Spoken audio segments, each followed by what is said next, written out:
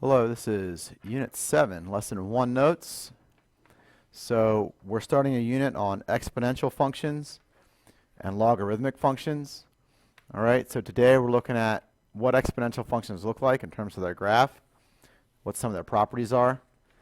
Alright, so we're going to start with a parent function, talk about some properties, and then graph some examples.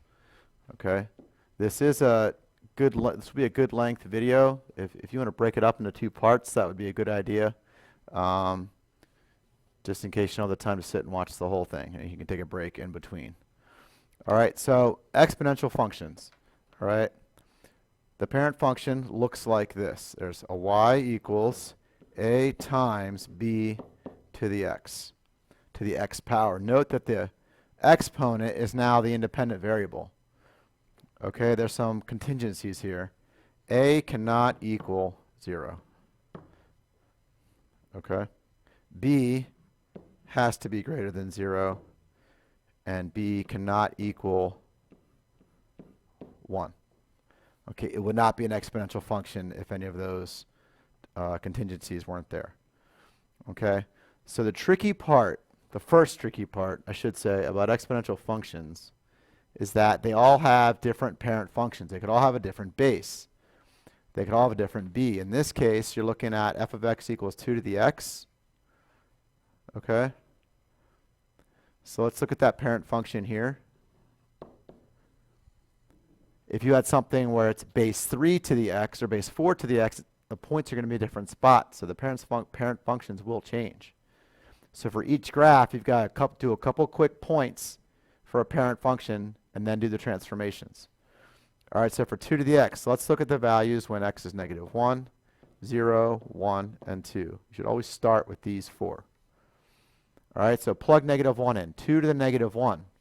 Well, remember from negative exponents, when we did radical expressions and rational exponents, all right, this just flips it. So you get 1 over 2. 2 to the 0. Anything to the 0 power is 1. 2 to the first. Anything to the first power is itself. 2 to the second, or 2 squared, that's 4. Okay, so we're going to plot these points. Now, these fractions, you're going to have to estimate a little bit. Okay, so negative 1.5 is about here. Whoopsie, not quite calibrated. Okay. 0, 1, 1, 2, and 2, 4.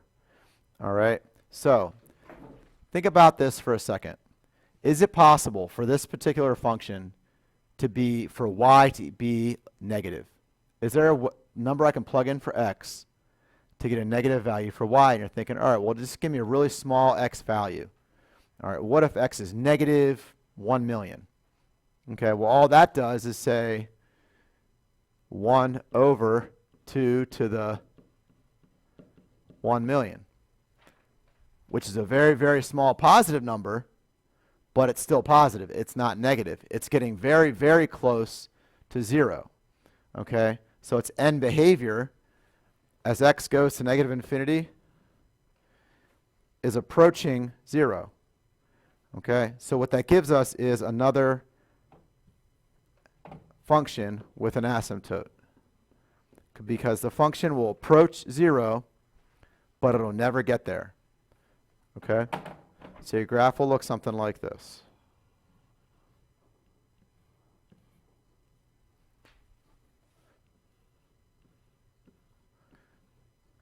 Okay, that's your parent function. That's 2 to the x. If it were 3 to the x or 4 to the x, some of these points are going to change, so you got to redo that for every time you graph a function. All right, so this is an example of exponential growth. From left to right, it's increasing, so it's growth. All right, you could tell that because b is greater than 1.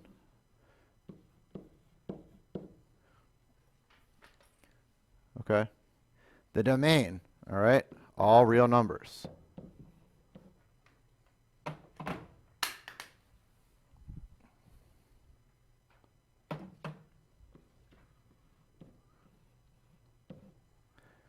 All right, the range goes from 0 to infinity. It never equals 0, so we have to use parentheses. The asymptote in this case is y equals 0. Y-intercept. Y-intercept is when x equals 0. Well, when x equals 0, y equals 1. X-intercept, there's none in this case. Unless we shift a function, unless we shift an exponential function, you're not going to have an x-intercept. All right? I talked about the end behavior here. So as x goes all the way to the left, it approaches 0. As x goes all the way to the right, it approaches positive infinity. Okay? So this is probably the most basic exponential function you could see. All right? We could certainly make things more complicated, which I know everyone loves. All right? So if a is greater than 0 and b is bigger than 1, the function represents exponential growth.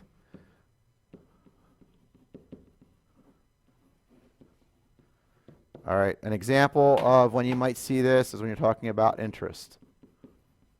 You're putting money away in savings. You're talking about how much money you're going to make after a certain amount of time. That's exponential growth. Okay? Let's say a is greater than 0 and b is in between 0 and 1. It's a fraction. It's 1/2, 1/3, etc. Okay? Now we're talking about exponential decay. An example of this could be carbon dating.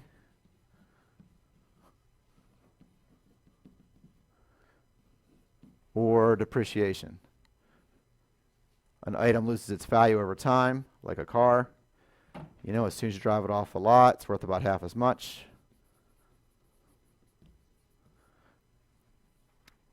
Okay, so that's when you might see these or use these if you got into those fields. Okay? So, as always, we're looking at transforming these parent functions. These are the rules. You have this. Keep it with you when you do the classwork. Okay, let's look at these examples then. Okay? Let me go back, actually real quick, I'm sorry. Let me go back and just give you an example of what decay looks like in a graph.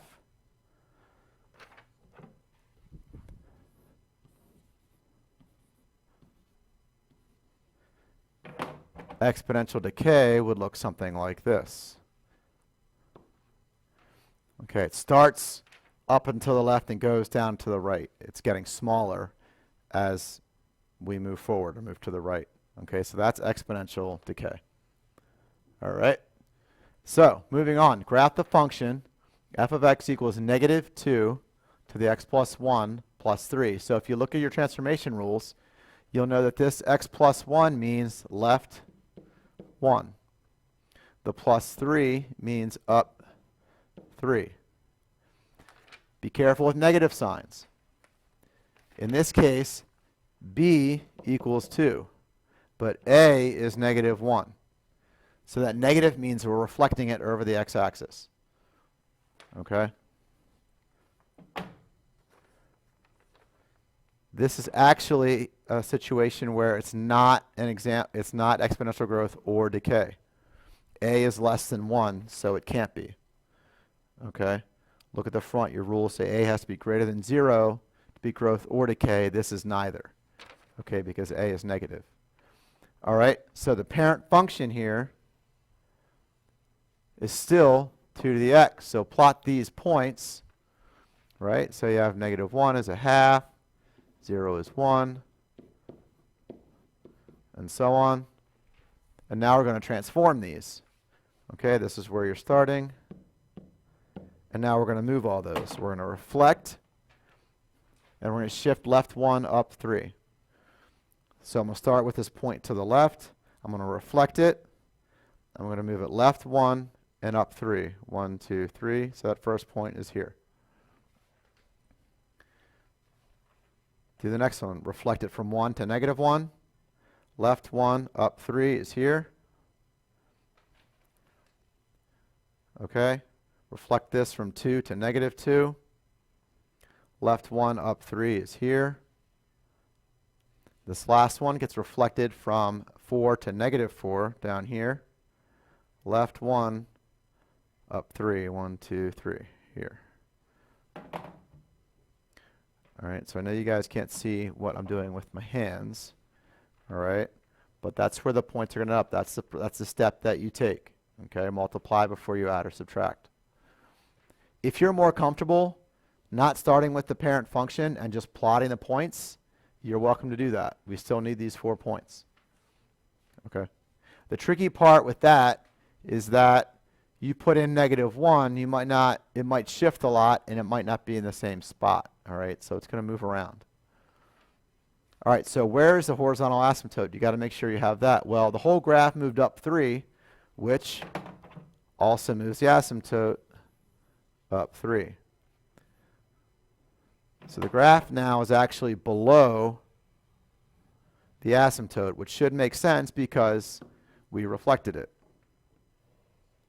Okay? So your domain is still -infinity to +infinity. Your range is -infinity to +3. Asymptote is y equals 3. Your y-intercept, if you plug 0 in for x, you could find this, or if you graphed it correctly, you'll see that it actually ends up being still at 0, 1. X-intercept, it's going to be tricky. You could use your calculator. We'll talk about that more when we do solving. Okay? It's not always going to be an integral point, especially when you shift it. All right? So don't worry about that in this case. All right? Look at your end behavior. As it goes to the left, it's approaching our asymptote, so it's approaching 3. And f of x is approaching -infinity as the graph moves to the right. Okay? All right, so now let's look at when the base is a half. So the parent function is 1/2 to the x. Okay? This is an example of decay. All right? A is positive. Okay, A actually equals 1 in this case. B equals a half. All right, this is an example of exponential decay. All right, so plug these in. Let's plot some points for the parent function. You can do -1, 0, 1, and 2. 1/2 to the -1, well, that's going to switch it now. 1/2 to the -1 switches the base, so now it's 2 to the first, which is 2. So you got to remember some of your exponential rules here. Anything to the 0 is still 1. Anything to the 1 is itself. If you square it, 1/2 squared is 1 over 2 squared, which is 1 over 4. Okay? So I'll plot the parent points in green. And we will do the transformed function in blue. All right, so every point is moving. Take each point and move it right 2, down 1. All right, so just take each of these points and right 2, down 1. So starting from the right, I'm moving over 2, down 1. So I go to there. I go from 1 to 3, down to -1/2. I go from 0 to 2, down to 0. I go from this point, -1, 2. I'm going over 2 to 1, and then down 1 to 1. Right? If you did one more point, if you plugged in 0 for this, okay, you could find the y-intercept when x equals 0. You could do 1/2 to the 0 minus 2 minus 1. So you end up getting 1/2 to the -2, which we did. No, we didn't. 1/2 to the -2 is going to be 4. Minus 1 is 3. So at -2, we get y equals 3. So that's not right. When we plug 0 in here, we get the point 0, 3. Remember, these are just the transformed points. The blue is the new graph. Okay? So we get this point for the transformed function. The asymptote moves down 1 to negative 1.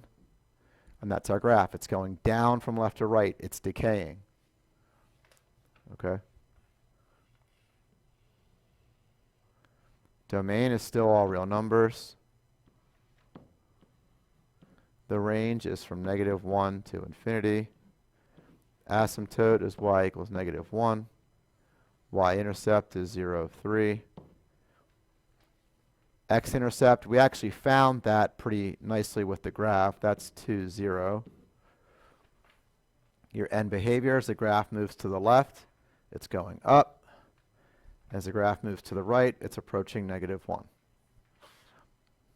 All right, so an example of a graph of exponential decay. All right, so the last example is using something new called this letter E. All right, E is used in interest problems.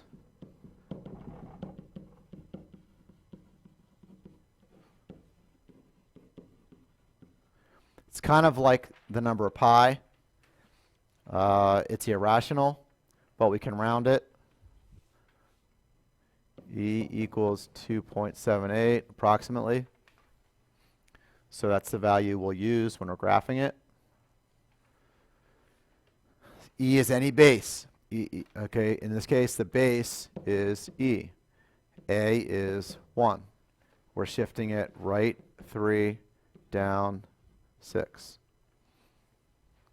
Okay, equals 2.78. All right, so I know that's new, but don't let it freak you out. Just know that E is about 2.78 or a little bit less than 3 if you're graphing it. Okay, so when you're doing problems with E, we can just do x is negative 1, x is 0, and x is 1 to start. And where do those end up? Okay. All right, so put normally for E, if you had, it'd be 1 over 2.78, because that would just be 1 over E. E to the first, or E to the 0 is still 1. Anything to the 0 power is 1. Anything to the first is itself. Okay? Or 2.78. So the red is the parent function. Again, I'm just doing this quickly so we can get a sense of where we're starting. Then I'm going to my graph, and I'm transforming the functions. All of these points are moving right 3 and down 6. So 1, 2, 3. Excuse me. 1, 2, 3. 1, 2, 3, 4, 5, 6 down here. Okay, I'm taking the 0, 1 point. Right 3, down 6 to here. And I'm taking this negative 1 / 1 over E point, and I'm moving it right 3. 1, 2, 3. 1, 2, 3, 4, 5, 6. Okay, so the asymptote for E to the x is still y equals 0. All right, so that's still where the parent asymptote is. So that's just moving down 6. So here's my graph going through these points.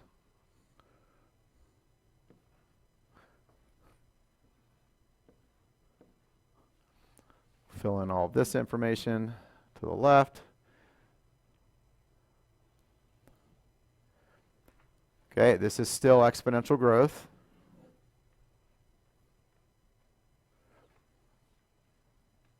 The domain is still all real numbers. The range, negative 6 to infinity. Asymptote, y equals negative 6. The y-intercept, okay, that's going to be kind of hard to find. In this case, we could, but you're going to get a decimal, but you could use your calculator. Again, we'll do this. We can do that more when we do solving. All right. End behavior, as the graph moves to the left, it's approaching -6. And as the graph moves to the right, it's approaching positive infinity. These graphs are always increasing or decreasing, so there's not going to be any weird intervals, okay? They're all continuous graphs. So a little bit easier than rational functions in terms of talking about domain or when it's increasing. All right, so that's everything for graphing exponential functions and their properties. All right, when we do the classwork for this, we're going to give you some different examples. You got to refer to these, and you might have to combine some concepts. All right, it's really hard to show all the different kind of examples in this video. The video would be even longer than it is. Okay, so make sure you got all the notes down, and we'll see you in class.